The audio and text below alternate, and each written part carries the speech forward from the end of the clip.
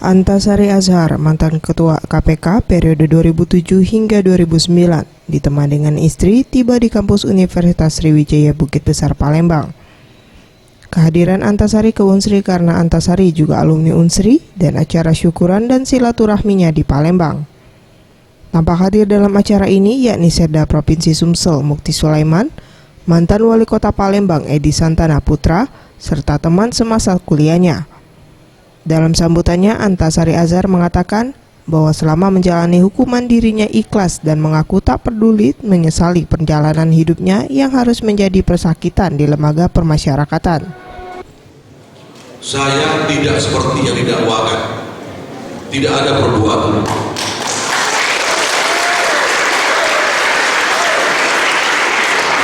Kenapa saya mau masuk penjara? Saya ini seorang penegak hukum. Saya harus menghargai dan menghormati hukum. Setelah saya 3 bulan, saya ikhlas menjalani pidana itu, saya ikhlas. Tolong dicermati, kadang-kadang ada salah kutip. Saya ikhlas menjalani selama hampir 8 tahun di dalam, saya ikhlas. Dan saya tidak dendam. Tidak dendam kepada siapa, tidak dendam kepada rekan-rekan di dalam itu. Hari-hari kami berkumpul.